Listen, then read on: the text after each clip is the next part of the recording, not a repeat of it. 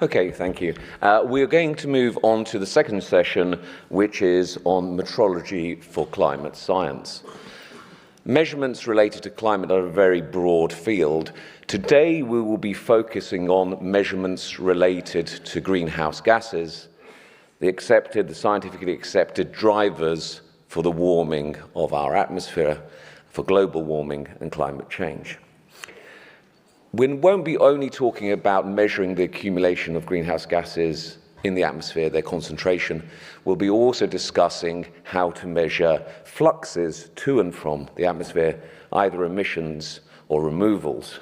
For it's only by changing those particular processes that we can change the overall concentration of greenhouse gases in the atmosphere. The BIPM, as you've heard from Andrew Wallard, has a long relationship with its sister organizations, international organizations, including the World Meteorological Organization. The MOU with the WMO was signed in 2002. We held our first international workshop on measurements related to atmospheric measurements and climate in 2010 at WMO headquarters.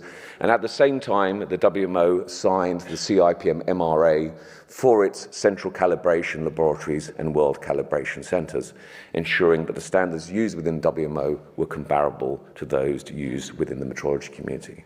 After that, we had a workshop in 2015 on measuring carbon, not only at the global scale, but at the local and city scale. And more recently, in 2022, a workshop on metrology for climate action that's been followed up by a stakeholder meeting in 2024. So with that, it gives me great pleasure to introduce our first speaker from the WMO, who is Dr. Oksana Tarasova. Oksana has been with the WMO since 2009. She is currently Senior Scientific Officer in the Infrastructure Department, working on the development of the Global Greenhouse Gas Watch. Previously, she headed the Atmospheric Environment Research Division in Science and Innovation Department, coordinating activities in another program called the Global Atmosphere Watch. She has a PhD in physics, and she served as president of the Atmospheric Sciences Division of the European Geoscience Union and was co-chair of the task force on measurements and modeling of long-range transboundary air pollution convention. Her areas of interest are atmospheric composition and its diverse impacts, with a particular focus on greenhouse gases. So please welcome Oksana to the stage.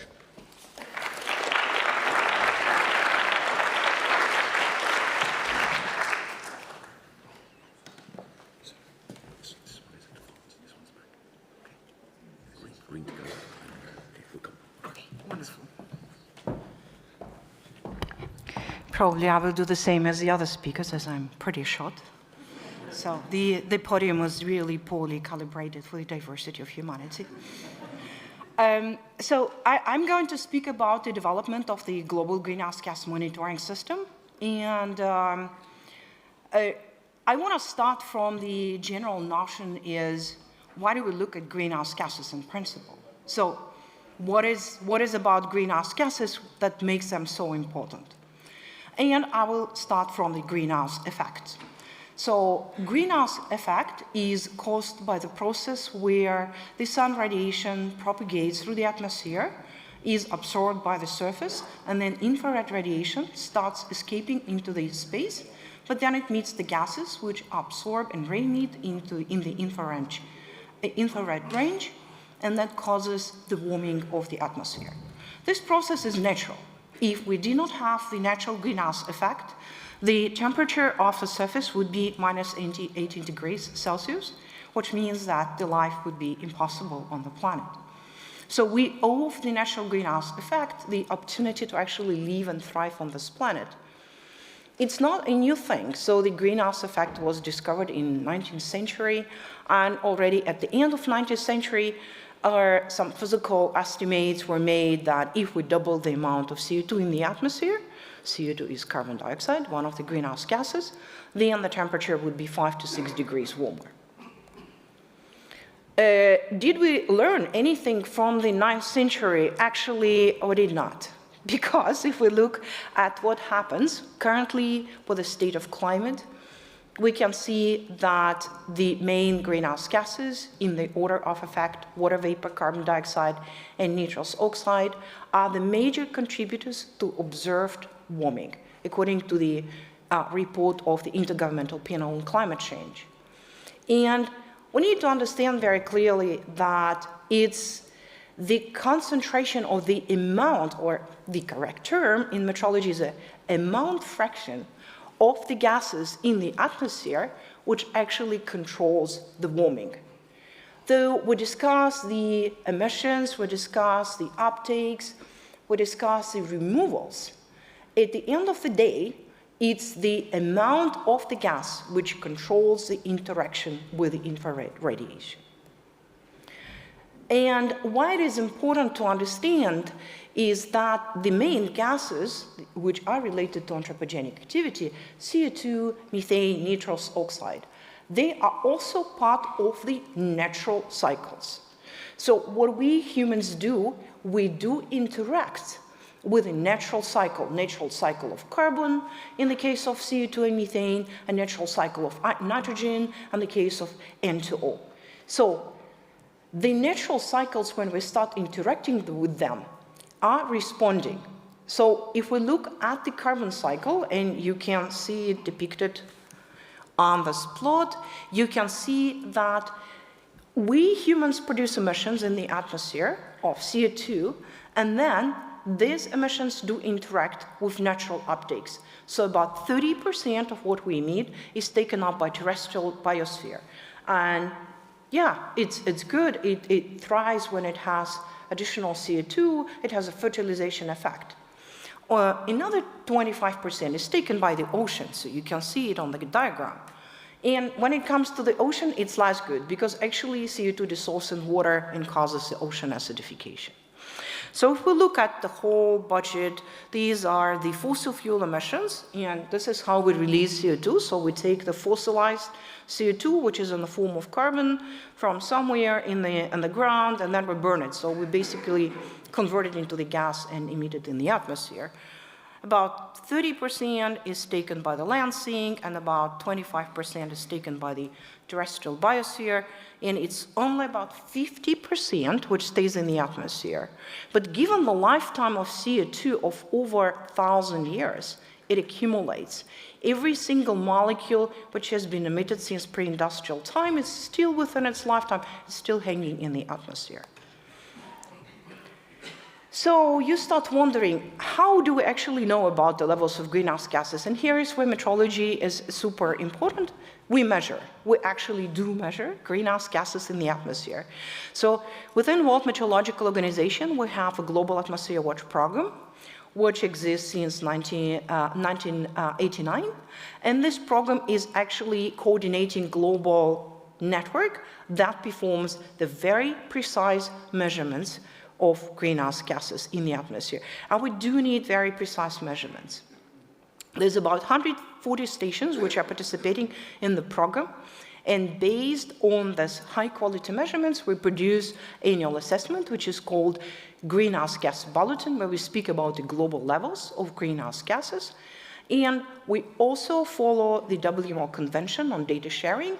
So we make all these measurements openly available for the community. And we started this work back in the 60s. So there was the Global Ozone Observing Network, which was established during the International Geophysical Year.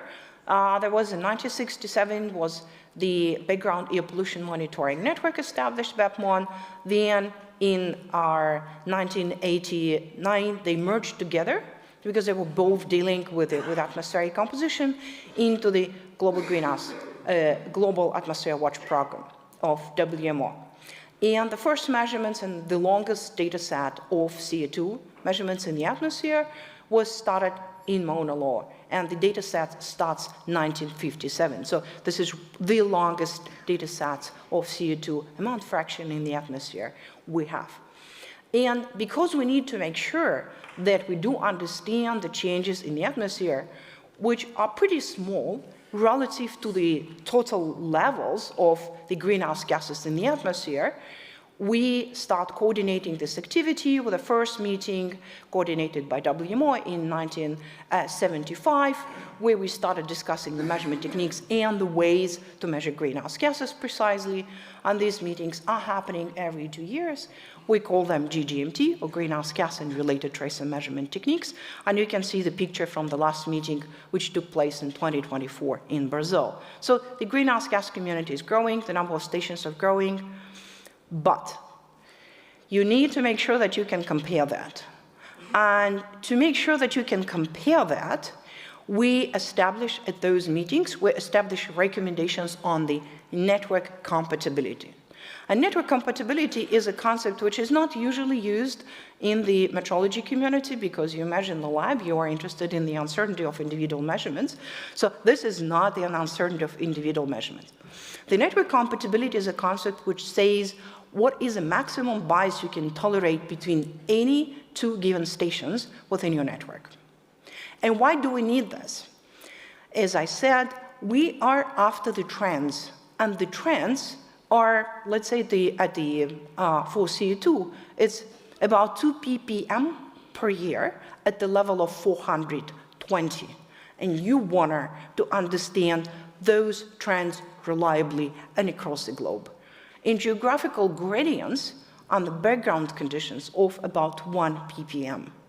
So you need to be able to measure precisely these small gradients and trends in time at the global scale with 140 stations participating.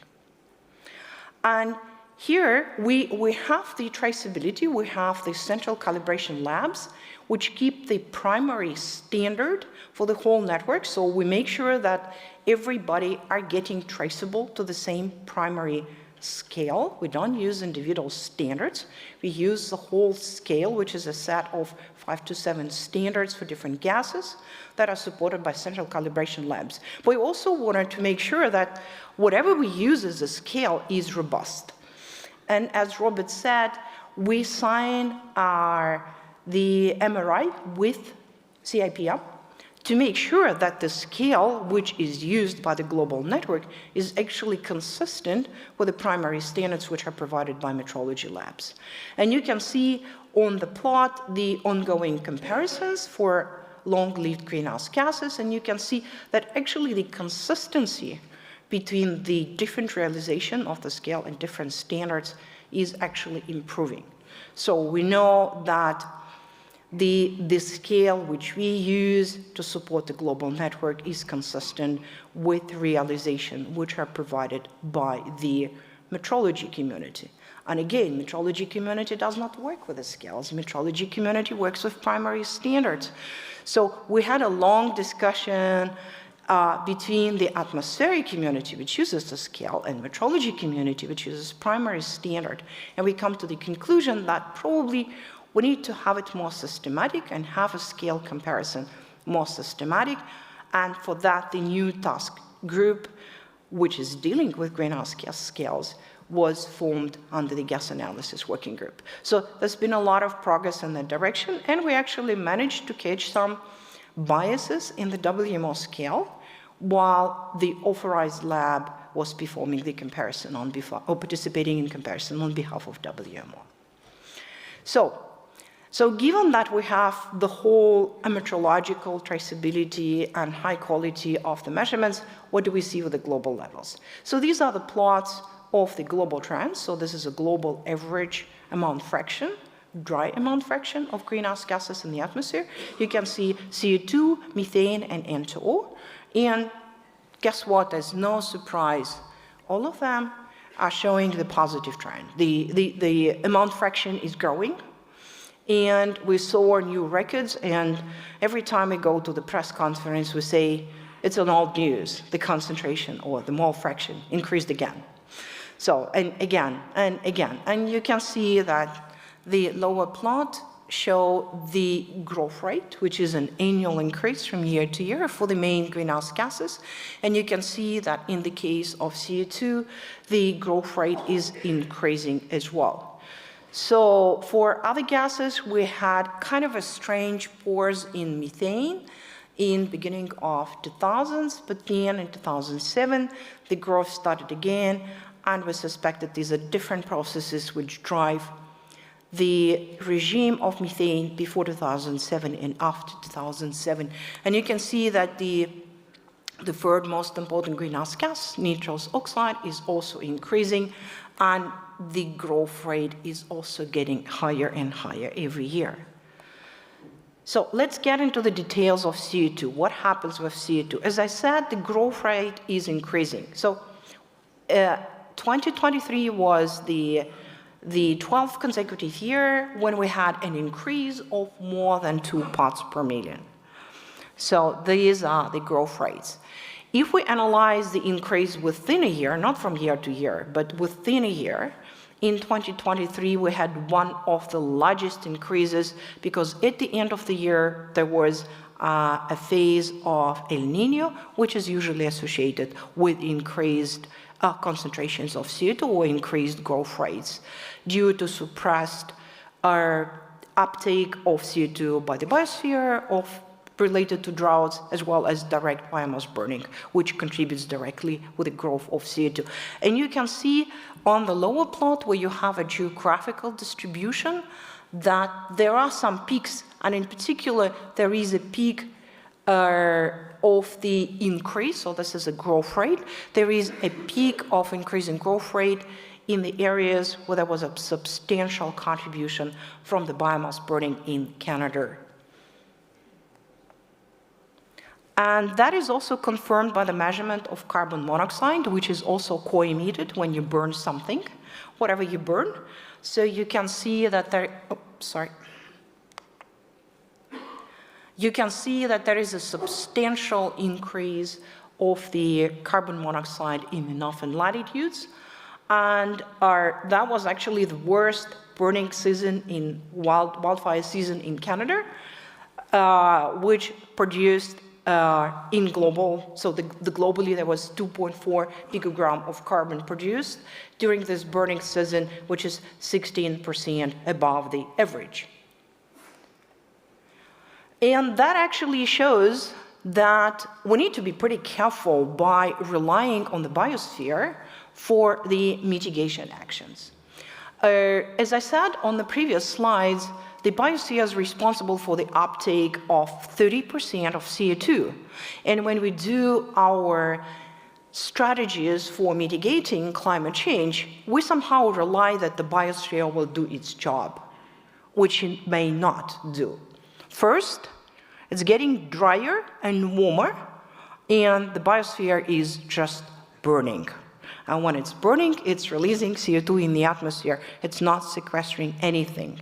But even if it is not burning, we have an example on this plot, which is coming from the ICOS network, where the measurements of CO2 were performed or are continually performed in Europe. And then they looked at the deviation of the average seasonal cycle versus the seasonal cycle in 2022, then there was a drought in summer in Europe. And what you can see, the red triangles show how much CO2 was left in the atmosphere during the growing season because of the suppressed photosynthetic activity. It was just too hot for plants to photosynthesize. So they were respirating, but not photosynthesizing. So relying on the biosphere is a very tricky thing, and we need to actually make these measurements to understand what biosphere is doing. Otherwise, we just rely on something which is not there or which is not working. If we put the current levels of CO2 in the historic perspective, this is also becoming very interesting, because the current levels of CO2 which we have in the atmosphere are the highest at least for 800,000 if we compare direct measurements, because you can go 800,000 years back by using the small bubbles of air trapped in the air core, in the ice core, and you can measure them with the same techniques as you measure currently in the atmosphere. But if you use all the different priors, it's back 3 to 5 million years when we last seen such levels of CO2, And at that time, there was 2 to 3 degrees warmer, and the sea level was 10 to 20 meters higher than today. That's the equilibrium state of climate. And what we are doing now, in the geological perspective, it's an instant. So within an instant, we increased the amount fraction of CO2 in the atmosphere by 40%. This is a pretty cool geological experiment. The problem is that 3 to 5 million years ago, there were no humans. So it's pretty risky experiment which we are running here. So what can we do with this information? If we look at the global averages, it's very difficult to use the global averages to take a decision making. So it's good to know that the global levels of CO2 and methane and N2O are increasing, but what do you do about that? So we need to convert it into something which is useful for decision making. And unfortunately, when we come to the changes in emissions, and what we've seen changes in emissions, for example, COVID. During COVID, there was a reduction in global CO2 emissions by, guess what, 5.4%. It looked like the life stands still. Yeah, we still continue consuming. So this small scale of emission reduction is not visible in global average. So you need to drill down into more detailed distribution of the gases. As well as we have substantial gaps in observing network. So global average is representative for the globe, but you need to convert it into the decision-making stuff. And with this in the mind, we come up with the idea of the Global Greenhouse Gas Watch. So let's use all this information which we accumulated within the research community, the measurement network, the Global Carbon Project, the SOCONET. Let's put it all together, align it with their national strategies. For example, there are global systems which are developed in Europe, which are developed in US, which are developed in Japan. Let's align it with the satellite observations, which are measuring greenhouse gases, and do something which is useful for everybody. And how do you do that? So you need to collect all the different observations from satellite, ground-based, meteorological, some additional data. Then you need to get information about what we call prior fluxes, which means that what is my knowledge, what is my best knowledge of the biogenic emissions from the forest, and what is my best knowledge of the ocean uptake, and what is my best knowledge of the anthropogenic emissions. So then you put it all in a mixture, do the data simulation, and you produce the gridded fluxes, the gridded net fluxes of CO2, methane, and N2O. So that's the ultimate objective of the system which we are developing. And then from there, you can do a cascading of all the different applications. But you will do the basic. It's like you wanted to produce a bread, you need a flour. So that would be a flour to produce a lot of different downstream applications. What is the core here? You need to exchange the data. If you sit on your data set, and don't exchange it with anybody, and do it differently from everybody, the value of your data sets is diminishing.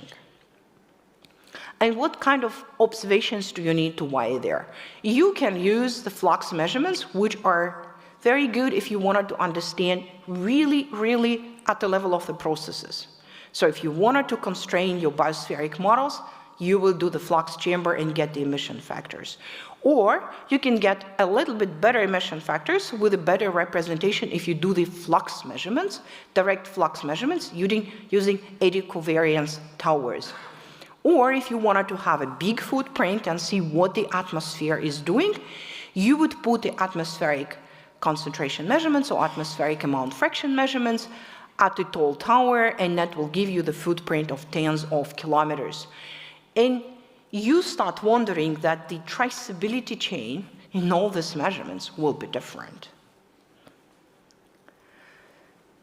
Oh, we have an animation. so this is how the product would look like. So you would have a dynamics of the distribution. This is an example for CO2. That shows you the amount fractions of CO2 in the atmosphere. You can do it backwards. That would give you the fluxes. And you can use these products for multitude of different applications. So you can use this model, you can use this modeled graded data to, oh, this is funny, so I want to go forward. So as a boundary condition for national, urban, and facility scale, I can press backwards, and that gives you the decision relevant scale where you have information for decision makers on the national scale or urban scale or facility scale to actually take action and see and track if the actions are making sense. So this system, we call it Global Greenhouse Gas Watch, was endorsed by WMO Executive Council.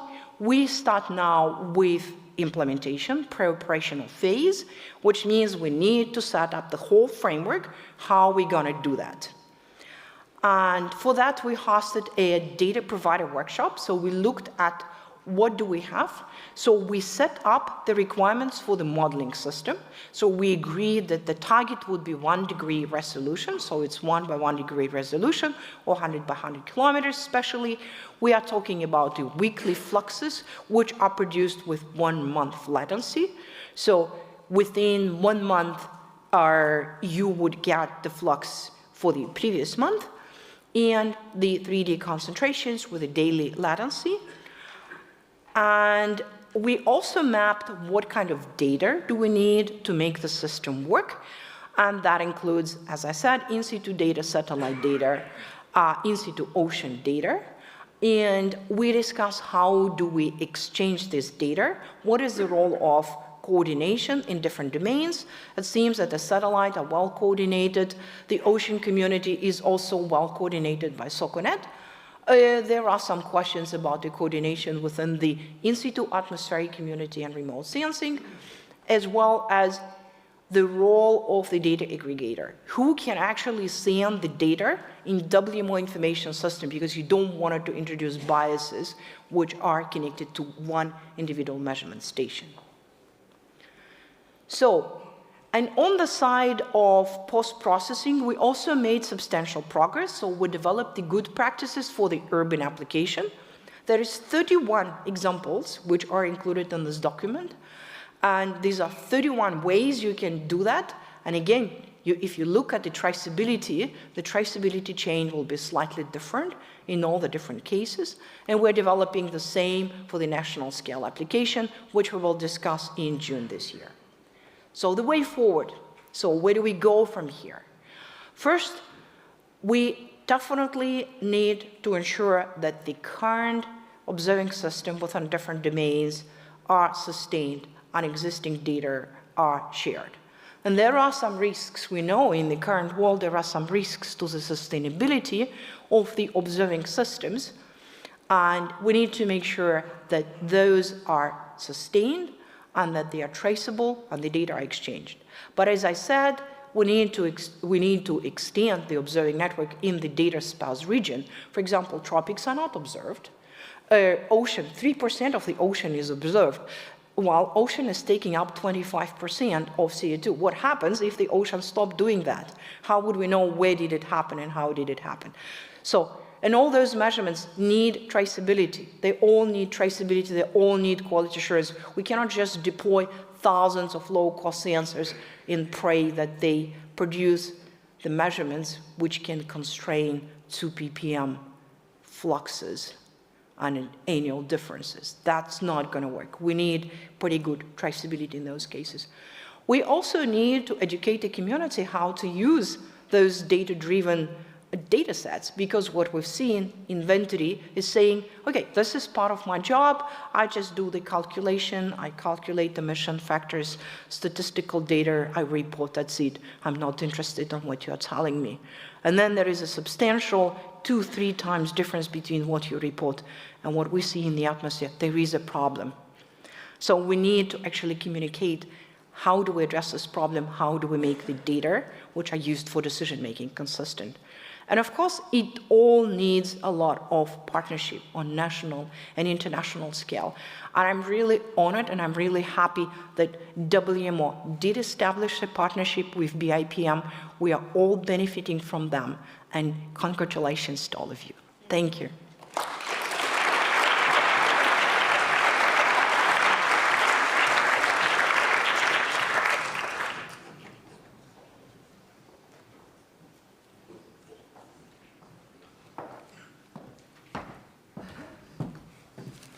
So thank you very much, Oksana, for that introduction.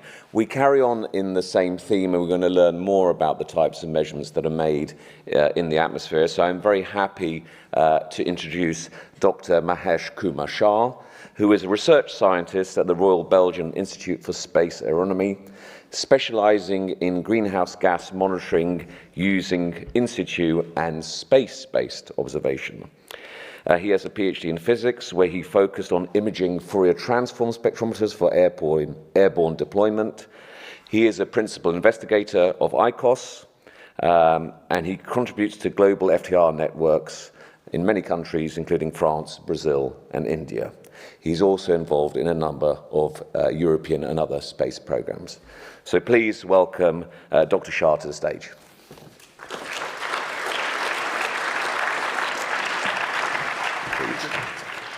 So this is forward and back. Okay, thank you.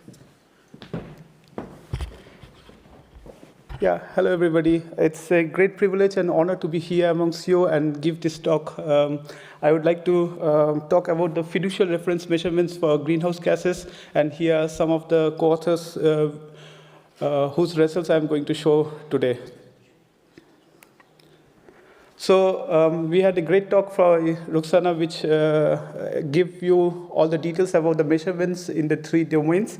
And here I'm going to explain and give you some more examples of results that we are doing in terms of measurements in different layers of the atmosphere, in the ecosystem and in the ocean. So this is the picture that you're going to see in a couple of slides, where you will see what are the different measurements that we have, possibilities, and how we are going to explain to them. So there will be a lot of plots, but these are for specialists, and I'm going to give simple messages so that you can take home some key points. So 𝐼𝐞𝐲 is an already introduced by Oksana. It's a European network. I give example because we are in Europe, and we do measurements of the atmospheric concentration, fluxes also, and in the ecosystem and in the ocean. And this is the plot of CO2 and methane at Reunion Island in France in the southern hemisphere as a background station. And you can see again from real measurements that this is continuously increasing, the CO2 concentration.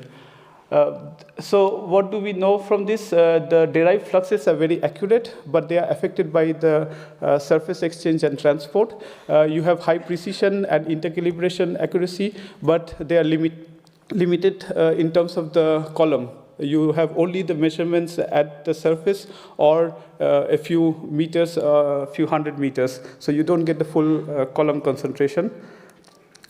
Then we have the technique called air core, or with an airplane you can fly high, and then you get some profile information. And these are 2 plots, so CO2 and methane from air core, where you see the vertical distribution of the gas. And you see different years which are color-coded, and throughout the vertical distribution you can see that the CO2 is increasing. So it's not only at the surface that there is an increase, but also at different level it's increasing continuously. The same is also for the methane. And then we go to the next level, which will be the main topic of the lecture today, is the total column. So by total column, what we understand is the integrated concentration from the surface up to the top of the atmosphere. And we do that by looking at the sun, which is our reference source. And then as the light passes through the atmosphere, you have the different molecules which are doing the absorption. And then we have already heard about the Michelson interferometer. So we use this very old technique of more than 100 years still. And using this spectrometer, we capture the light inside, and then there are different detectors to look at the different frequency range. And from this, we can get the information about the concentration of these gases which we are measuring in the atmosphere.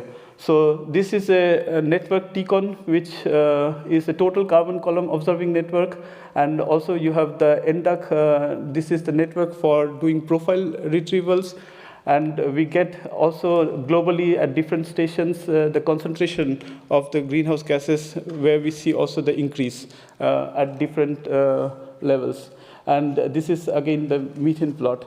So the benefit of this is that you get the whole vertical distribution, so you can study how much it is changing globally. But this is also at different locations on Earth, and we have roughly around 30 to 40 stations in the different networks. And then the question you ask is, what is the difference between this in situ and the total column? And if you want to compare them directly, then you see that the seasonal cycle of the two don't match, because the remote sensing are giving about plus minus 5 ppb, whereas the in situ, which sees the local, gives a larger variability. And the reason for that is because in the total column, as I explained, it's the tropospheric and the stratospheric, which then gives a different signal. And so if you split them, then the tropospheric part, which is from the surface up to 16.5, matches quite well with the seasonal cycle of the in situ, whereas the stratospheric part you see have a different variability because of the chemistry that is taking place in the stratosphere. And so this is very important to understand the complementarity of the two different techniques and how we can make use of each other. Now we go to the satellite, and this satellite space you have daily observations. That's the great benefit. And here is an example from NASA satellite OCO2. And you get these stripes. So this is an measurement for the month of February 2022. And you get the global coverage. And the scale is ppm, so you see the variability in the northern hemisphere, the southern hemisphere.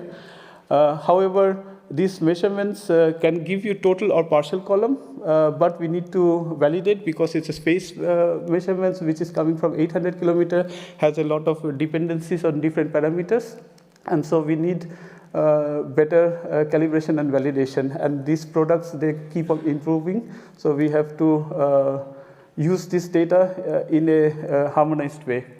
And for that, I show a simulation that the measurements which are done globally, so you get from the European Tropomi mission, the carbon monoxide, and we remember the fire that happened in Australia. So this is not remaining just in Australia, but it is transported. And so you have these different gases emitted at one source, which is then transported and can be measured at another source region. So this is a picture of Tropomi global plot for 1 year average. And here you can see a lot of high emission values of methane concentration, for example, in Africa, in Asia. And now we have also a product which is from University of Bremen, the scientific product. So if you look back and forth, then you can see there are a lot of differences in terms of the availability of data, in terms of the intensity of the data, and in terms of the variation, like artifacts. So there are a lot of artifacts around the high variability of the surface condition. So the question is, which of the two products gives you the truth? There is not a simple answer to that because of this complex way of estimating the concentration from the satellite product. So you have a lot of dependence parameters. These are albedo, surface albedo, which is the reflectance of the Earth's surface. You have the dependency on the aerosol concentration, how much aerosol is there, because this will scatter the light differently, which is the backscatter the satellite is measuring. You have the humidity influence, so the water vapor line will interfere with your other molecules that you are measuring. You have the prior information, you have the cloud surface conditions, and the list is quite long. So all these different parameters, they are influencing your measurements and the way that you are retrieving the analysis. So we need to understand each of these parameters and then cover the measurement space. However, we have only this limited number of measurement stations which are giving similar total column measurements from the surface. And you see there is quite a large geographical gap which Oksana already mentioned from the in situ network. We have the same also for the remote sensing network. So we need to cover the full range of measurement space. This is quite important, and why? I'm going to give you some examples. So Tropomi validation, we use the list of stations which I just showed, And from the mission statement, the accuracy which should be below 1.5% and the precision should be below 1%, and then the mission requirement is fulfilled. And we see that for the different stations, we reach this 1.5%. However, for the standard product, not. Because the standard product for certain stations where you have a large variability of different measurement space, they go beyond. But they do a bias correction based on the best physics knowledge they have, and then they can correct for it, and then you have the blue curve, which is okay. However, not at every site, because we don't have a good coverage for the different measurement space. So what is the consequence of this? It is, if you look at May and August, now looking from the polar view, then you have very low values of methane between the operational product and the scientific product and the operational product, and this is the difference. So you see that they don't agree quite well beyond the uncertainty. So more than 30 ppb, and this changes from different month to month, which means that there is a lot of dependence on the surface albedo and other parameters which I mentioned before, which are not corrected in the bias corrected product.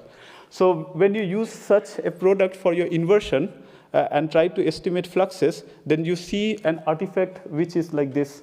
And these are not true values. These are artifacts, and this is a consequence of incorrect bias correction applied on the satellite product. So we need better understanding of what are the dependencies and how to correct them. Another example here is in the end, we want, the satellite has a limited lifetime of few years, some like 5 years, some 7 years, and so on. So in the end, we want a long time series, like we have the Mauna Loa time series.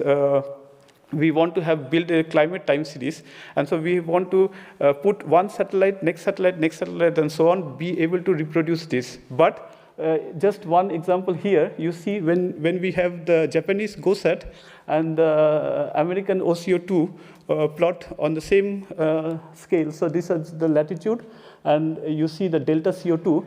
Then the El Nino year rises the problem. So you have a positive 1 ppm bias, whereas for the rest of the standard year, you have a negative 1 ppm bias in the high latitude. So they are not matching. And then if you look at the details, we don't go into all these details, that there are also seasonal variation in the product themselves. So it's not just one value that you can correct, but it's seasonality also plays an effect, a role. And then we have from the LSE lab, the comparison. So you use this, the standard product from in situ, from remote sensing, and you do the inversion, the global inversion by Frédéric Chevalier. And then when you look at the intra-SPED of this data, you should be quite well within, and then you have confidence in the result. But you see the intra-SPED is on the scale of 0.4 to 1.6, and a lot of blocks are quite off. And the upcoming mission CO2M, there the uncertainty is about 0.7 ppm. And so everything which is above is basically not good at the moment. And we see a lot of this. But at the next plot, you see they are also matching quite well with our lack of knowledge from the ground, from the surface. So we need to add in more observational points so that we can do a better characterization of the satellite product. And there comes our main topic. This is the fiducial reference measurements. So I could convince you that the satellite, they need proper calibration and validation, and that the product is good. You have a good characterization of the uncertainty of the bias, and then you can use this to achieve your goal for the purpose that you want to use the satellite product. So reduction of the cost, the complexity, and the robustness, this was the motivation for the space agencies. And so the Committee of the Earth Observation Satellite, they want to have the improved harmonization and the interoperability between the sensors. And so they formed this CEOS definition of the fiducial reference measurements for greenhouse gas, which is a suite of independent, fully characterized, and traceable to the community agreed standard, ideally SI, and of the measurement of the satellite measurements, and tailored specifically to address the calibration and validation needs of the class of spaceborne sensors that follow the guidelines outlined by the GEO and the CEOS QA for EO framework. So that's the definition. And ESA funded a project called Fiducial Reference Measurements for Greenhouse Gases, where we are comparing other low-cost portable instruments with respect to the standards like TCON and NDAC, and try to fill these observational gaps in the measurement space. And I'm going to show some of the results of this in this talk. So we have characterized, with respect to this very high resolution TCON instrument in Sodankila, we chose that for very harsh conditions and availability of other measurements. The EM27 Sun, they are all Fourier transform infrared spectrometers. You have the Vertex 70, the IR cube, and this is a laser heterodyne spectrometer, and we also have the air core as a reference in situ, so that we can always trace back to the SI in few steps. And then with few years of measurements that we continued, just focus on these parameters here. We year-to-year variability is the most important, so that the instruments, they don't drift, and we can claim that they are very high precision. And then you see the numbers. So this is 0.03, 0.05, 0.4 for the three gases that we are measuring with a scatter of 1 sigma of 0.5 ppm. So these are very good, consistent results that we can then makes us believe that these instruments can give us a good result when deployed for a longer term at a remote location and then fill the observational gap. And we have done that experiment also at Karlsruhe at another location, and we see similar results. So this instrument initially was supposed to be taken out and in by students, but it takes a lot of effort. And so with time, we have developed also an enclosure that can then host this instrument and be deployed easily. And this is now also used as a traveling standard, so that if you operate an instrument at your location with different conditions, then you can get the traveling standard to your site and then do side-by-side measurements and can confirm that they are measuring the same quantity. Because remote sensing is, you don't have your sample at hand.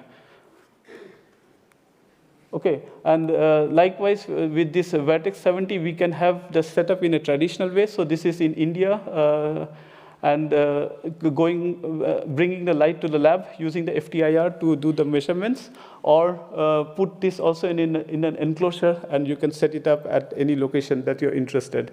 And the benefit of this is, as a scientist, we want more always, right? So just measuring CO2 is not sufficient, because you don't have the information of the biosphere flux in that. So we want also carbonyl sulfide, so that you can constrain the CO2 with the help of OCS. So this instrument can give you OCS.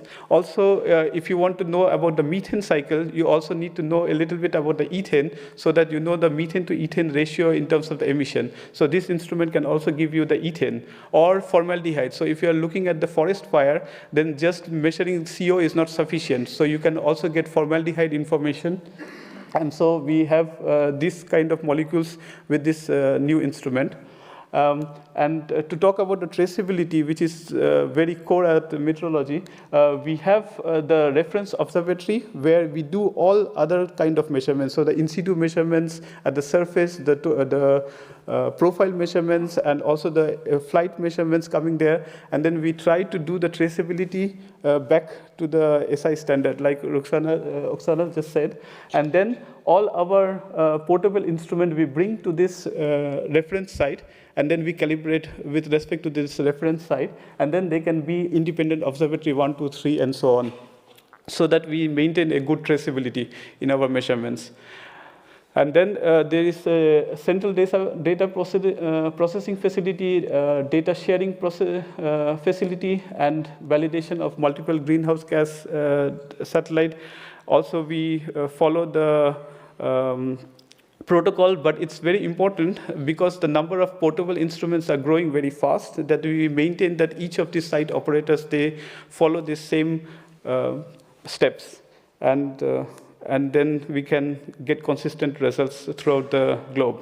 And now few of the applications where you can use. So city emissions are getting very important because that's where majority of the emissions are happening from the human use. And so we did the first campaign in Berlin 2014, where we put 5 instruments around the city of Berlin, and then you can see that from the red to the green, you see enhancements coming from the local sources in the city.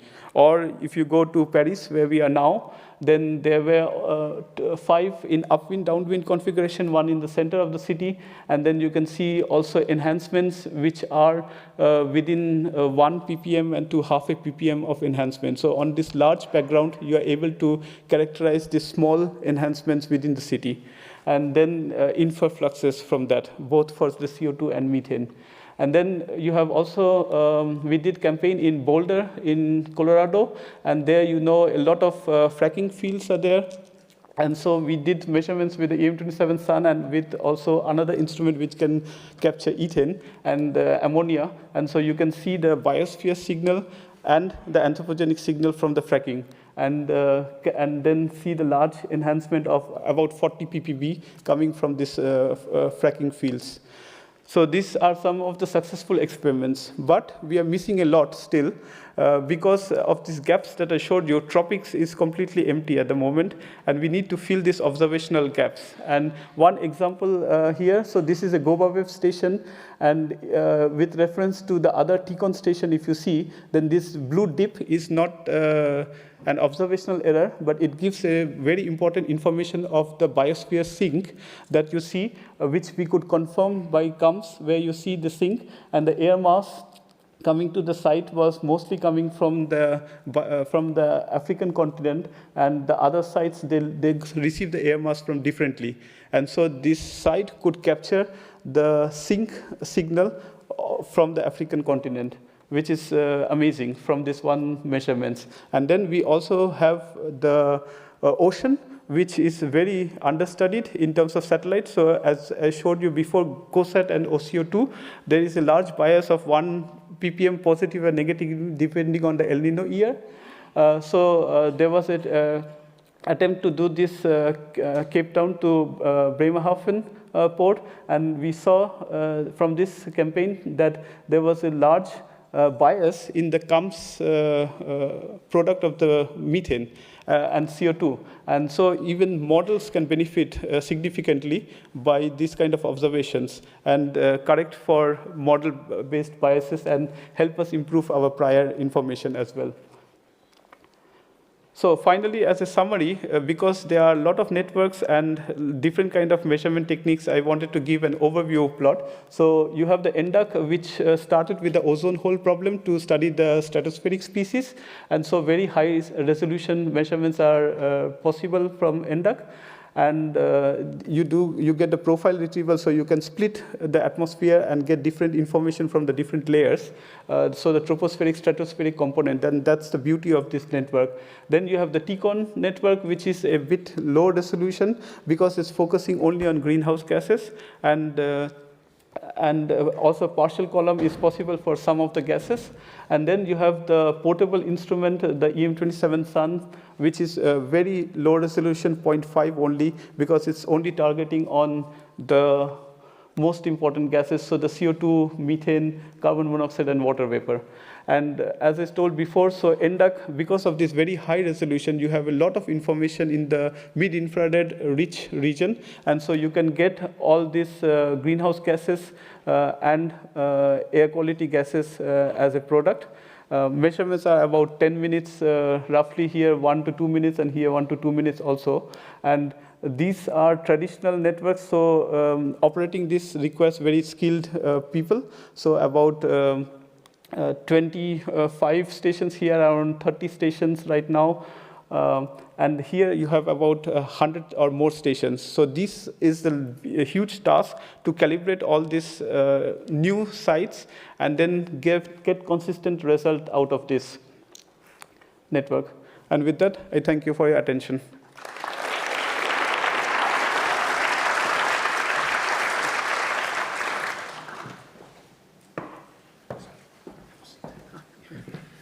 Okay, thank you very much for that, and thank you for giving an overview of all the different measurements that have been made in the atmosphere and how the need to have traceable measurements back to the same references is important. Could I ask all panelists and speakers to come up to the stage for the next part, please?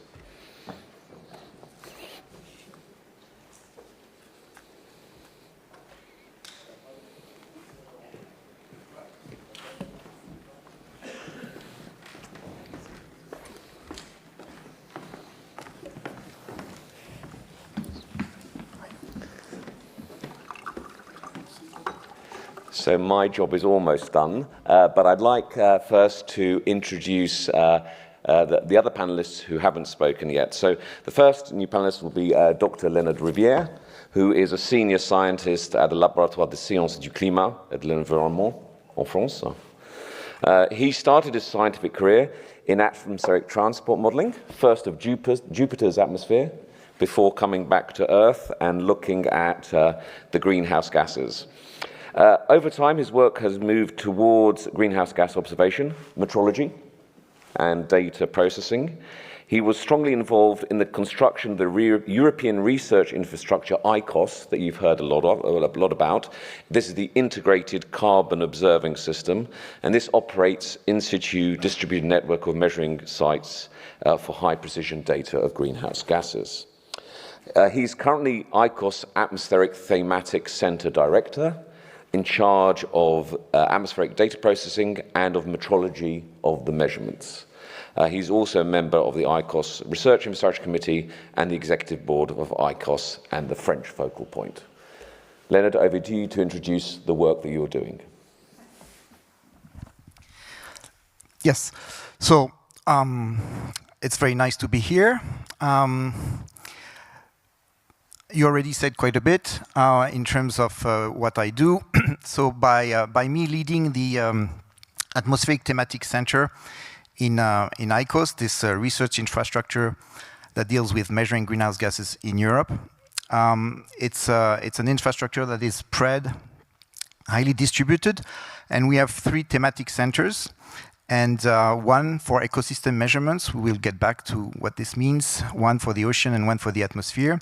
And essentially, you said that in one line, but the role of the Atmospheric Thematic Center, which is based in LSE, which is 15 kilometers from here in Saclay, has 2 main roles. One is indeed to process the data, the atmospheric data. So we're talking about concentration of gases in the atmosphere, greenhouse gases, from the so-called raw data, from the instruments, all the way to the data that is quality controlled, calibrated, and distributed to all of you, as all of the ICOS data is completely freely available.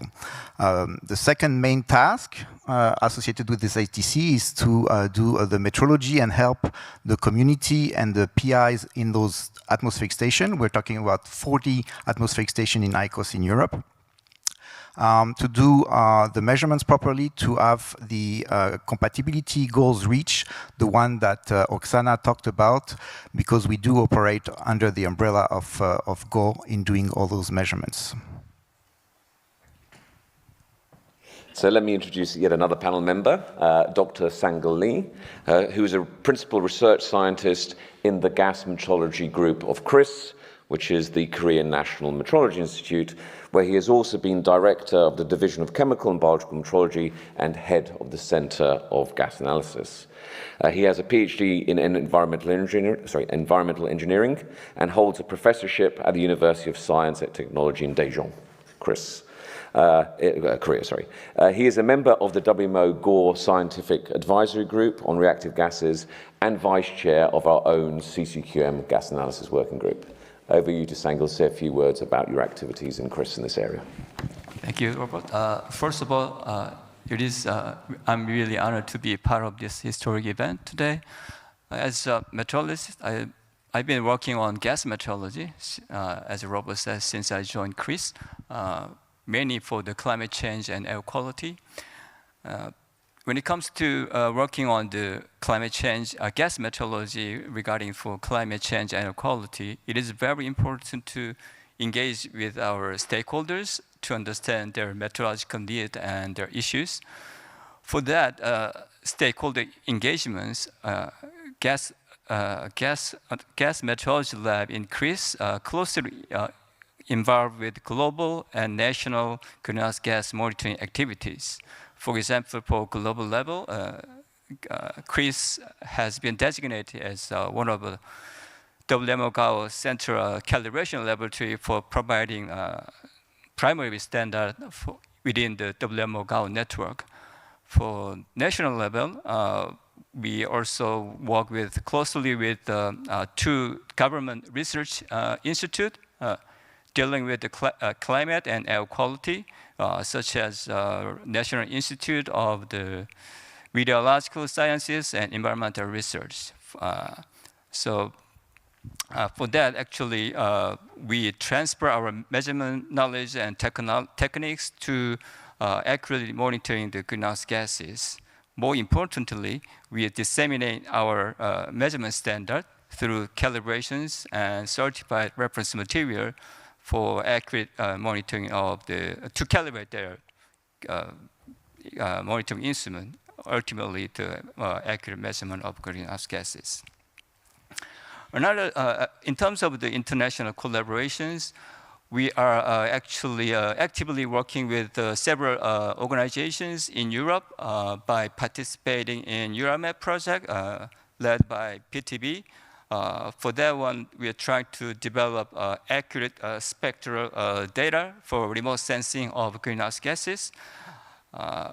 In that project, actually, we try to provide SI traceable CO2 isotope gas mixtures to the spectroscopist expert in that Europe area, so they can measure the accurate spectral data for better remote sensing of the greenhouse gases. That's for the quick introduction what we are doing. Thank you. Thank you very much. And last but not least, I'd like to introduce Dr. Dolores de Campo, who will take over this session and the question and answer session. Dolores is a graduate in physics and holds a PhD from University Politécnica de Madrid, and she has been dedicated to thermal metrology in her career for almost 30 years, and currently Deputy Director of the Metrology Institute of Spain. Since 2018, she's been a member of the CIPM, and she currently coordinates the sectorial task group of the CIPM on climate change and environment.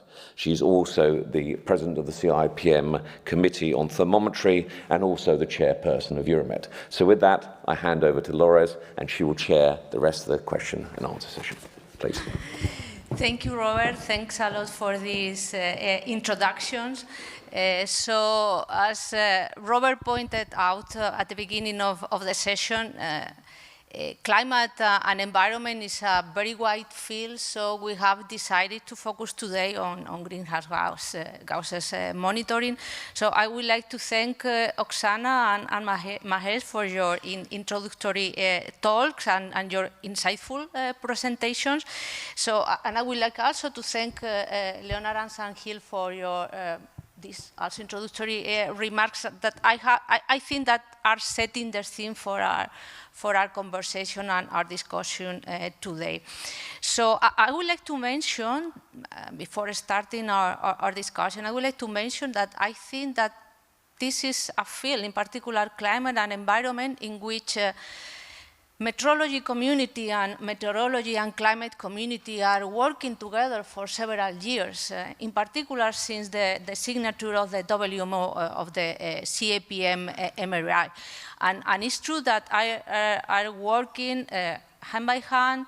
I mean, there are interactions, there are metrologists in WMO or 𝐂𝐥𝐢𝐞𝐧𝐿 task group and working groups, and you guys are also included in the CIPM structure. You are taking part in the CC's working group. You are taking part in the sectorial task group for climate and environment. So I think we are a good example of horizontal interaction. So maybe to begin our discussion and to warm the environment, maybe we can start and we can address the foundational question of infrastructure. So maybe, Leonard, we can start with you. So what do you think, or what measurement and modeling infrastructure is needed to be able to accurately determine the greenhouse gas emissions and removals, going from not only global level, but also what is probably more difficult to urban scales, and what are the current gaps? Yeah, what a big question. Yeah. We could stay a few days. So let's take it like this. So from global to smaller scale, as you really try, to set a way of answering this question. So we're talking about measuring greenhouse gases worldwide, and so as already mentioned, this is under the umbrella of WMO, and more specifically GO, which stands for Greenhouse Atmospheric Watch. And Oksana can tell you a lot more about this. And you saw on Oksana's presentation the measuring the network that is now in place worldwide, maybe close to 200 stations worldwide, and with a compatibility goal that was already mentioned, which is fundamental to what we do. For CO2, with again repeating, but most of you are not familiar, for CO2 background of 420 ppm in dry air per volume, we're looking at 0.1 of compatibility goal. And that's not for just for the pleasure of it. It's because, as already mentioned, the signals, because of the mixing of the atmosphere, are quite small in the atmosphere once they're emitted by anthropogenic emission, for example. And they are on the order of a few ppm. And I will say later how we go from measuring concentration and deducing actual emission, fluxes, positive and negative, at the surface. But the signal is there in the atmosphere, and it's on the order of a few ppm. And what is important is actually the gradient between two stations that measure those concentration, and that's why we're talking about compatibility goals. And this is maintained by a common reference scale under WMO, which is actually maintained by our American colleagues so far at NOAA. So this is not a global infrastructure, but it's a program. There is a lot of meetings, there is common guidelines. It's a very nice community that has been working together for 30 or 40 years, at least. Then you have more continental level infrastructures that do measurements. So you have this example of 𝐒𝐈𝐿 in Europe, but a very well-known Mauna Loa signal for CO2 that has a signature of the global, because it's far in the ocean. Growth rate of the CO2 is part of the NOAA network, so our American colleagues who have been maintaining a very nice network, actually globally, beyond the United States. And we truly hope that they continue to do so in the coming years. It's very important, but I can also mention in passing smaller networks, nevertheless very important ones, in China, our Japanese colleague and Australian colleagues and Canadian colleagues. But as you ask also for gaps, that was already shown in a few maps. This measuring infrastructure is lacking data in, as you saw, Russia, Africa, and South America, essentially. So this program that Oksana and colleagues are putting into place is indeed to try to work towards compensating those gaps, to have data all over the world, and covering a grid that is 100 kilometers worldwide, where you could retrieve fluxes of greenhouse gases from the surface. And maybe I can say here that it's important to have in mind that the way, it was alluded to by Oksana, the way you go from concentration space in the atmosphere to the fluxes is via a so-called transport model that you show a very nice example of, a simulation that essentially solves the Navier-Stokes equation in simplified ways. And so you transport here CO2 that is inert at the scales we're talking about. But you do this in reverse mode so that from the concentration space, using this transport backwards, you go back to, in the equation, the flux term that is emitted at the surface. And that's the game we're playing. And so, of course, we'll be mostly speaking about this space here of concentration today, but it's important to have this in mind as when you start talking about air computations, of course, you have to take into account the full scheme of things. And I can say already that most of the error is actually not in the observation part. If you consider single measurements, we have the issue of not covering the whole globe, and that's problematic to infer fluxes that are of relevant precision worldwide. But the transport error is a major issue in our game of playing and computing surface fluxes. Thank you a lot, Leonard. I think that one of the most important output from our discussions today is to identify these gaps and try to see how our community can help to avoid that. So maybe I think, Oksana, you can add something to what Leonard has pointed out. Yeah, that's correct. The large uncertainty are associated with the transport, and actually within the community, we are looking at the potential traces that can help us to constrain this transport. Like, can we make additional measurements of something which is not interacting with the biosphere, not interacting with the ocean, but something which is, once it is emitted, can be used as a passive tracer, and we can actually follow it in the atmosphere and reduce the uncertainty in the transport. As well as we are looking at all the different type of instrumentation that can help us to fill the gaps. The high quality measurements are expensive, and are in the urban space, as I mentioned, we developed these good practices. There's 31 different techniques how actually we can go about the urban, and this is a remote sensing, this is in situ, this is low-cost sensor networks, this is satellite-based retrievals, there is a mass balance, there is all the different stuff you can do. And as I mentioned, the characterization of this new type of instrument is very difficult.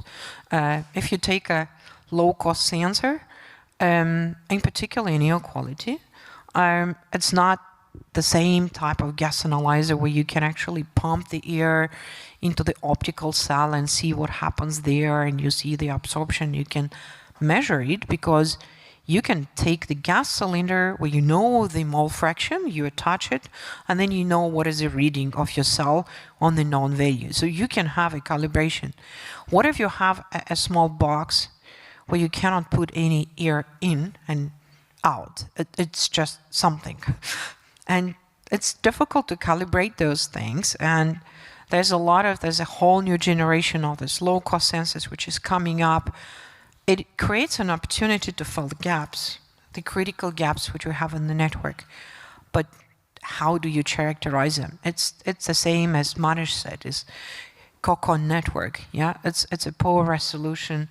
How would you actually characterize those instruments?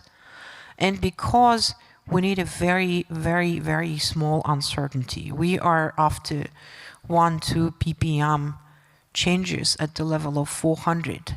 The uncertainty of 1 or 2% as done in the lab is not appropriate. We need much better. So we need to create additional infrastructure which supports metrologically even further this type of measurements. And we also noticed, because you ask about infrastructure, is like in some countries you can't even deliver the gas cylinders from the central lab. You can't. Like, we're trying to send cylinders, I don't know, in Latin America so that they are traceable to WMO scale. But all the cylinders stuck at the customs and you can't retrieve them. And some countries are asking, what is in your cylinder? Well, it's gas. Which gas? It's air from I don't know, from my garden. Okay, let's open it. That's it. It's 5,000 right in the air back. So. Yeah. This is really a challenge, maybe not only in this field, but in others, to fight against bureaucracy and logistics. So it's complicated. But I think you have mentioned the low-cost sensor issue. I think this is a feeling which, metrology can contribute definitively. So you mentioned the difficulty to characterize this equipment. So it's a feeling which we NMIs can do something. I don't know if maybe Sahil, you come from Greece, maybe you can say something about low-cost sensor and. Well, we don't have any strong activity relating local sensor, but I can say that recently I read one article regarding the local sensor measuring air quality. He's one of my classmates when I was in grad school. He's in university in Houston now. But anyway, he applied the local sensor to measure air quality with AI, artificial intelligence. So with the machine learning, he got the significant improvement of the data quality of local sensor. Local sensor, yeah, is easy to cheap, easy to deployable, but the issue is the quality of data. But using the AI and machine learning, somehow he improved the quality of the measurement data. So maybe somehow we can apply similar approach for the local sensor when applying to measuring the greenhouse gases. Yeah, I would like to take the opportunity to encourage all the audience to have a look on the posters on the environment session because there are a couple of them regarding local sensors. So I encourage you to have a look on it. So anyway, the time is running, so maybe we can move to another important issue, an issue that I think we as meteorologists love, maybe not more, but maybe at the same level at the SI, the International System of Units, and it is the measurement uncertainty. What are the major sources of uncertainty when we try to determine the greenhouse gas emissions and removals through the measurement processes, and how could this uncertainty be reduced? That is the dream of all meteorologists, to reduce the measurement uncertainty. So maybe please, Mahesh, could you say something about it? Yeah, that's a great question. So in my presentation, I showed two different products from the satellites, from the same satellite, and different satellite, same product. And you could see they were quite differing, right? And so there is a large uncertainty behind. And some of the components I try to highlight, like the way they treat the surface albedo, the way they treat the aerosol, and the scattering of the light. So these all play a very important role in retrieving the concentration. And this has a big impact then later on when you use the data for getting the emission fluxes or the reduction. So I think it's very important for as measurement providers, where I come from, to cover this large range of measurement space. Measurement space meaning all the space of the parameters which has an influence in the quantity that you're trying to identify. To reduce the uncertainty for each of these components will then in the end help you achieve the goal to get to this 0.1 ppm that we are targeting in terms of the in situ. And for the remote sensing, as you saw, that we are not so far away. Because the current set of satellites, starting with 𝐒𝐈𝐏𝐿 2002, and then GOSAT, OCO2, and TROPOMI now, which are the traditional satellites giving us information globally, the future looks very bright because we have CO2M coming, we have the microcarb mission coming, and a lot of other missions where you have very high requirements on the uncertainty. Because we see that if your measurement uncertainty is high, your inversion fail. You don't get any reasonable result out of the inversion, and this is of no use. So we need to reach towards better uncertainty by properly characterization, and there metrology will play a big role in the future, even more to characterize all of these parameters. Okay, thank you. And Leonard, what is the 𝐼CO's perspective on this issue of reduction uncertainties? So if we consider the 4 main greenhouse gases, CO2, methane, and three major ones, and then we do also a measurement because that comes almost for free in terms of the measurements and because of the technology we use, which is close infrared spectroscopy. We do a fairly okay job in terms of intercomparability for methane and CO2. It's much harder for N2O and CO recommendments. One of the difficulty in our community is actually the fact that you have to recompute all of the data set every so often because the primary scale shifts in time. And that's also why computationally you need to have a very nice database that keeps track of which cylinders was used where and when to do your measurements, because when the primary scales change, you have to propagate this in all your network. And so for CO, the scale change is important, and it's problematic also for the measurement and the stability of the instruments.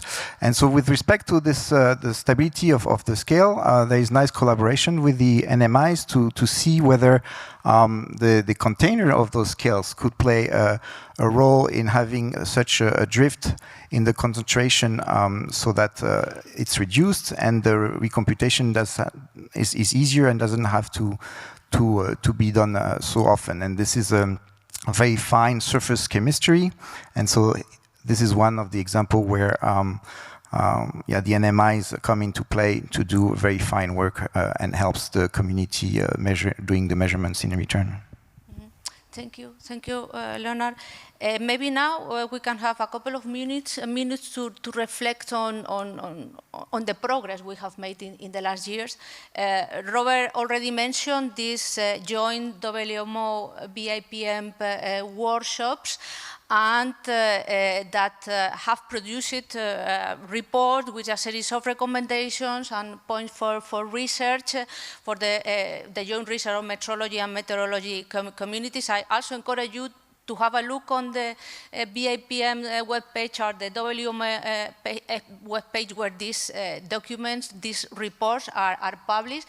So let's have a quick look on this progress. So I would like to know your perspective on what have been the major areas of progress in greenhouse gas emissions and removal determination. Maybe, Sangil, your point of view from an NMI? Yeah, before answer to your question, first of all, I'd like to say that the 2022 workshop for climate action is one of the most successful workshops organized by BIPM. That is not because I was a reporter of one of the sessions. It is because we have like 1,000 participants and 200 presentations. And more importantly, because in the mention, she mentioned about the workshop report, we came up with a specific 100 recommendations to address to identify the urgent meteorological need and challenges in the monitoring greenhouse gases. I think the report revitalized the NMI or DI's research activities regarding developing measurement standard for underpinning the accurate measurement of greenhouse gases. It is very important moment for us at that time. In terms of talking about progress, more specifically, actually, if you already heard about the greenhouse gas scale from the Oksana's talk. There's only one institute maintaining and producing the disseminating scale in the world. But it is not sustainable.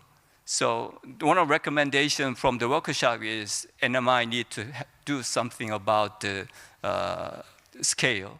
So now several NMIs are actually working on developing their own greenhouse gas scale that are compatible with the WMO greenhouse gas scale. That's one thing. Another thing is, I think you showed that, Oksana showed the compatibility table. She didn't mention it about the isotope ratio, but the atmospheric community people, they want to measure isotope ratio because they want to understand the origin of greenhouse gases, for example, CO2 and methane. Measuring isotope ratio, you can distinguish CO2 or methane comes from the fossil fuel combustion or biogenic sources. So it is important measurement for them, but again, there's not many organizations providing the isotope reference material. And issue for the isotope ratio is for other amount pressure measurements, the measurement in gas phase, standard in gas phase, same gas phase. But when you are talking about when it comes to isotope ratio, reference material in solid phase or liquid phase, but our measurement in gas phase, there's a big difference. So you can imagine that there's a lot of things going on to accurately measure isotope ratio. So we are trying to set up some, we actually set up the joint task group between gas analysis group and isotope working group to deal with that issues. And in terms of progressing, measuring, developing measurement standard isotope ratio, several NMI already developing the CO2 isotope ratio reference material that are traceable to the international reference material. But our next target is for the methane. So methane is a bit complex because to measure isotope ratio of methane, carbon, and hydrogen, you need to use two reference material, which is one is solid, the other one is liquid, so it's complex. So you need to identify issues. We need to develop guidelines how to develop the measurement standard for the isotope ratio. That's a big progress.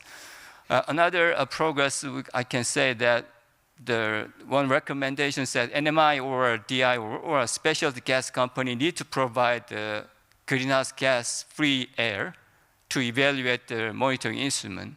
One or two NMI actually working on it, developing the air purification system to produce greenhouse gas free air. So probably within 1 or 2 years, people can get the greenhouse gas free air to evaluate their monitoring instrument or to produce matrix gas CRM, basically the CRMs in real air instead of synthetic air or nitrogen. Okay, thank you, Țânkhil. I think we are running out of time, so maybe we can, have Mahesh, your view on what are the areas in which there is a pressing need for improved metrology. Yeah, so the way we determine the total column of greenhouse gas is, so dry air mole fraction of CO2 is divide the column measurements of CO2 by the column measurement of oxygen times the mole fraction of oxygen. And in both, it has some benefit because if you have tracking error, it is multiplicative error, so it will cancel out.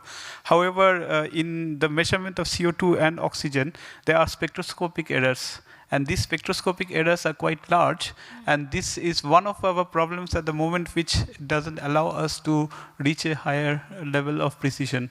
So we would request to have better spectroscopy, like Țânkhil mentioned, for both oxygen and CO2 and methane, so that the error in determination of this column concentration can be low. And this, in the future, then we can just use the column of oxygen CO2 with the pressure, the surface pressure, because from the surface pressure you can also calculate the dry air and then get a X CO2 product, which is then comparable to the satellite. So I think this is the most pressing field that we would request. Yeah, I hope all of you have taken note all of this pressing need. So I would like to look to the future. So and I think that besides being fashionable, artificial intelligence is now the perfect solution maybe for everything, and maybe offers new possibilities for climate and meteorology overall, for managing complex systems, big data, and so on. So maybe I would like to ask to Oksana, so how do you think artificial intelligence, or if artificial intelligence could be one of the possible solutions? Well, I always liked natural intelligence, to be honest. So there are pros and cons about the use of artificial intelligence. I think that there's a lot of artificial hype which has been created around the artificial intelligence, and oftentimes people don't pay attention what is inside and how it's been built.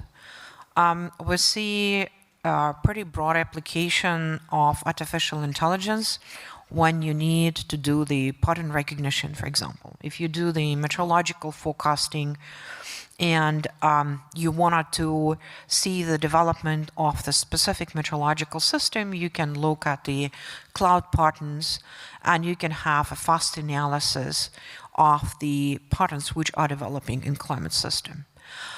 But the thing is that you need to be pretty smart and understand that the current models which are using artificial intelligence are trained on the data sets which we created. And what we hear, if the artificial intelligence is used, for example, for numerical weather prediction, and you've heard that the current models which are used, for example, by the European Center for Mid-Term Weather Forecasting, ECMWF, they are outperforming in the speed the traditional full physics models. The point is that those artificial intelligent models has been trained, and again, artificial intelligence is not a magic, just a statistics. Yeah. I'm sorry, it's just a statistics. It's just much more complicated correlation between inputs and outputs. So if you take a look at the artificial intelligence, it's been trained on 40 years of reanalysis by ECMWF. That's wonderful, right? So it has picked up all the physics which has been embedded in the physical models which are doing the forecast for last 40 years. And this looks good, this looks fantastic, but the current NWP are based on simplified models. So we do not actually forecast using the full physics. There's a lot of approximations. There's a lot of the stuff which is using predictors and parameterization, and oftentimes the extreme events which are happening within the system are not well predicted because we use simplifications, and these simplifications are pretty reasonable given that we have limited computer resources. You cannot run very, very high resolution and full physics model. Given the current models, you need to do the operational forecast, so you can't do that. So artificial intelligence has been trained on deficient models. So artificial intelligence carries all the deficiencies which are embedded in current models. The artificial intelligent models are trained on a current knowledge of physics. Do we have a very good knowledge of turbulence in the atmosphere? Do we have a good knowledge of all the other things which are happening?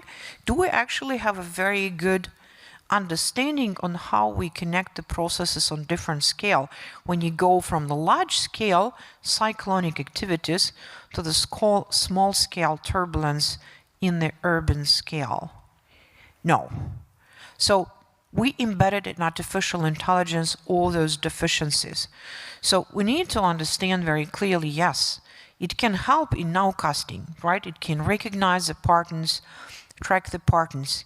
But would you rely with your decision about your health choices to the artificial intelligence which has been trained on all the health statistics for the previous 100 years of the medical records all around the globe. I would still think twice. There are hallucinations, there are things which are embedded in artificial intelligence, and we as a scientific community need to be smart and understand what we use. It's not a new God, it's just a tool, so we need to be smart where and how we apply it, because even the hammer can be dangerous if you do like this, you know? Maybe any of you have additional bets on artificial intelligence? Maybe Leonard, do you have additional bets? No, I agree with everything that was said. I mean, my colleagues also that do modeling have issues with simple, zero order things that is conservation of mass also that is not guaranteed or hard to do when you use AI as model, even though they are used indeed, and at smaller scales. For example, in metrology also.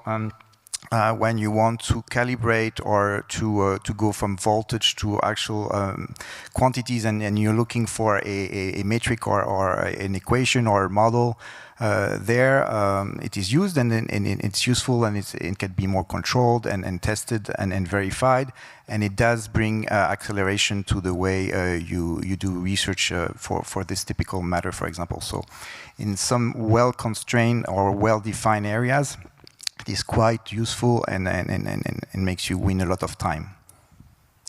Thank you, Leonard. Well, and finally, I think we have to shift to policy and implementation, and so we are here celebrating the 150th anniversary of the Meteorological Convention. So I would like to launch this question on how come member states can help to sustain, because sustainability of the system has been mentioned several times. So how can the member states of the Meteorological Convention can help to sustain and expand the greenhouse monitoring system?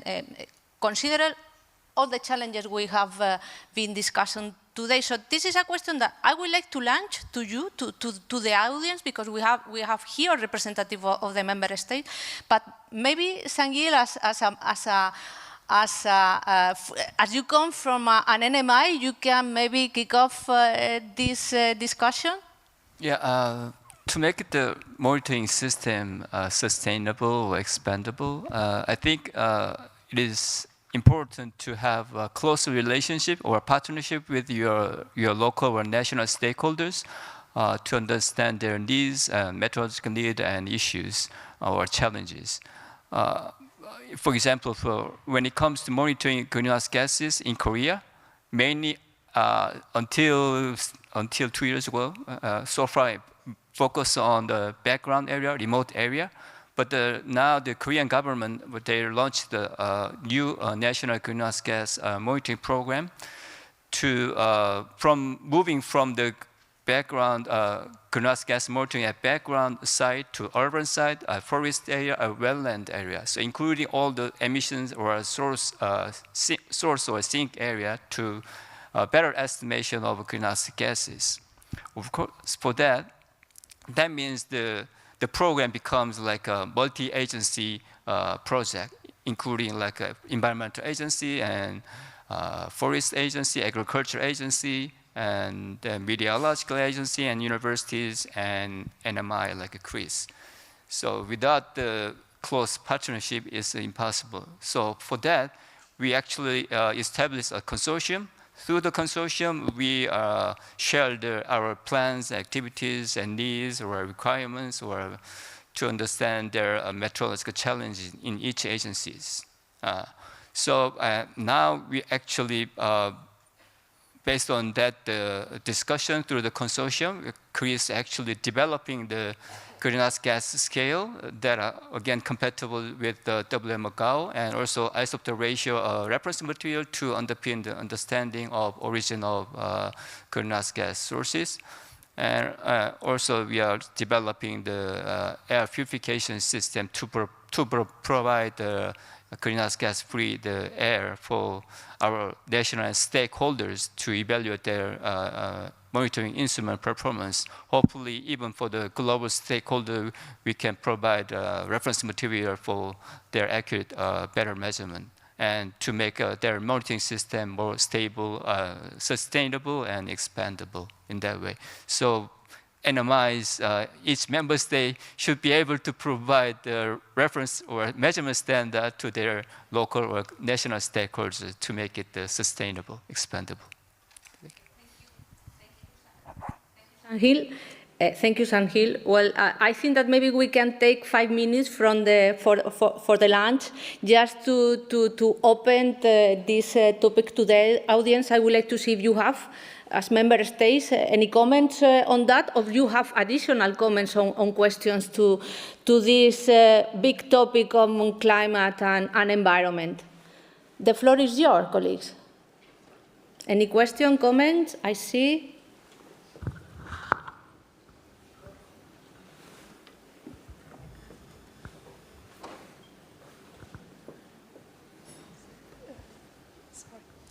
Hello, my name is Walid Al-Faris from GCC Lab company from Saudi Arabia. We are developing our capability to be a conformity assessment body and for validating the carbon emission measurement. So according to ISO 14064. So what is the advice from WMO and the other panelists also regarding development of this opportunity, and how can WMO support the CAB, and mainly how do you look at the role of the CAB in this regard? Thank you. I think this question is directly to you, Oksana.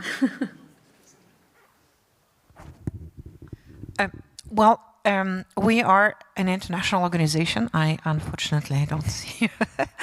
So what we are developing is that we are developing the good practices, which will become our ISO standards, in particular for the urban scale applications. So we are working towards development of the standards.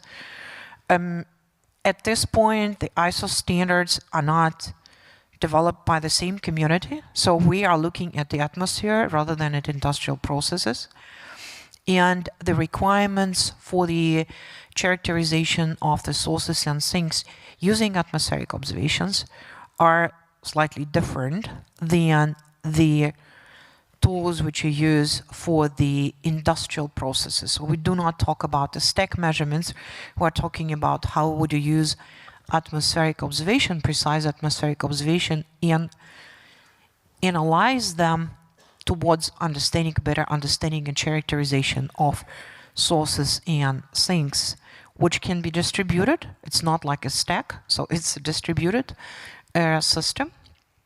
And for urban scale, as I said, there's been an initiative by NIST, which started developing the first stage of the ISO standard based on the WMO good practices related to the urban application of the system that use atmospheric measurements and deduct emissions on the base of these observations. So it's slightly different. Thank you, Oksana. Maybe we can take another question from the audience. I see only 2 hands raising first.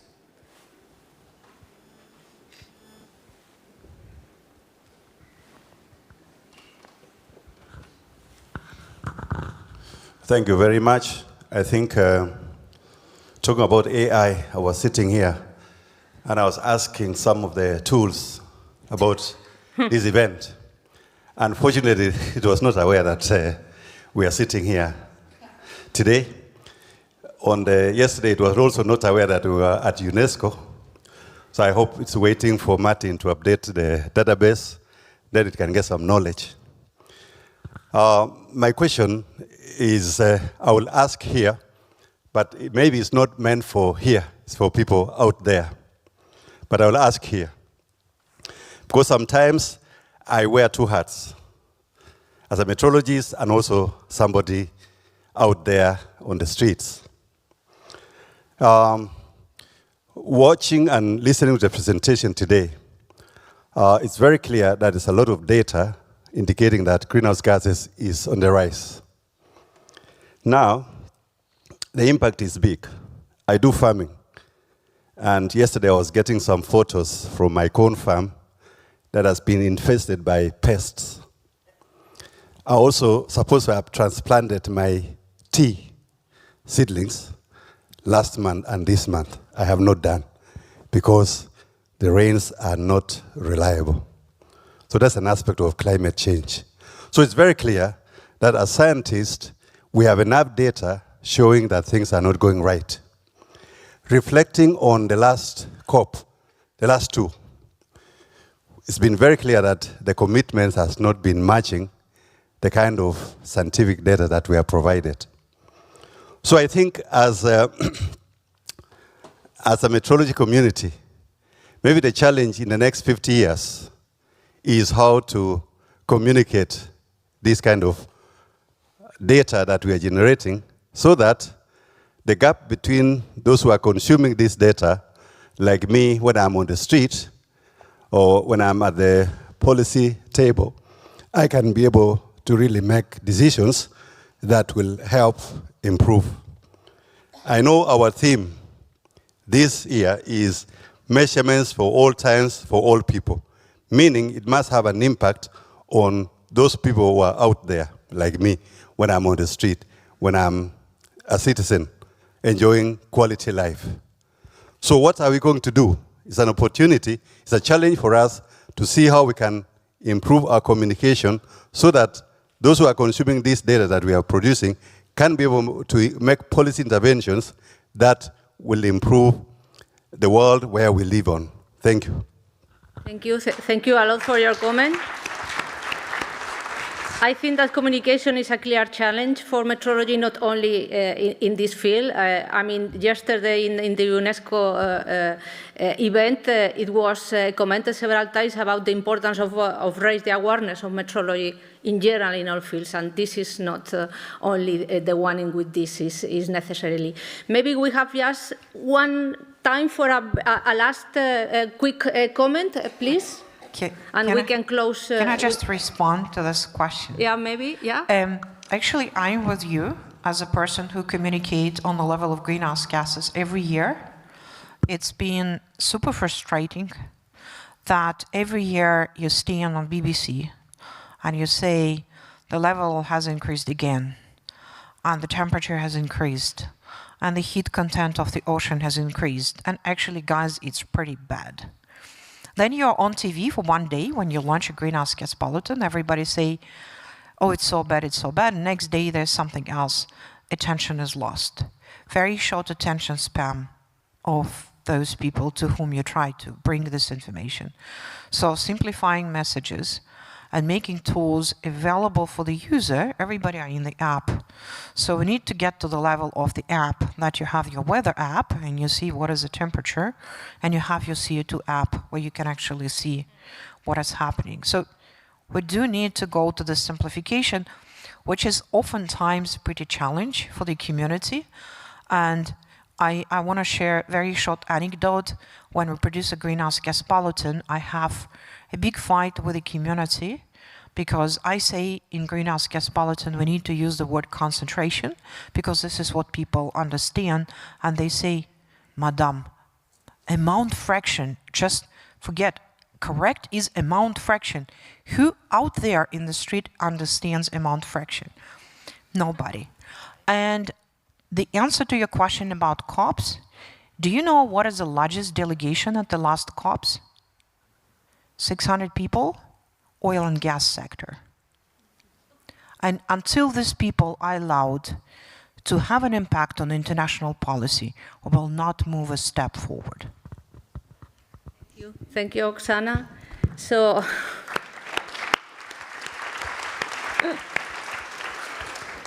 okay, we have just 1 minute for this last comment. Yes, just a comment. Dolores, you point to the fact that the mission of metrology is to reduce uncertainty, which is correct. but sometimes we still need to evaluate the uncertainty. We are even a step back. So the difficulty, the challenge is even in understanding the uncertainties. We heard about 10 to minus 18 going to 10 to minus 20. We measure the microkelvin, but sometimes we're not able to evaluate a half of a degree. So this is where this creates a gray area. We absolutely need to go on and continue to monitor our climate and our complexity, because we absolutely need, and this is not only an impact on the climate scientists, it goes also impacting our agriculture, it impacts planning of infrastructure, it impacts hydrology, and so on. So I hope, yesterday we heard that 20 years ago the very first chemistry program started in the NMIs. So this is something happening now, and I'm happy INRIM has a climate metrology program. So I hope that given the importance and challenge, many NMIs will establish climate metrology programs in the near future. That's my comment. Thanks. Okay, thank you. Thank you a lot. So I think we are completely running out of time, so I would like to thank again our panelists.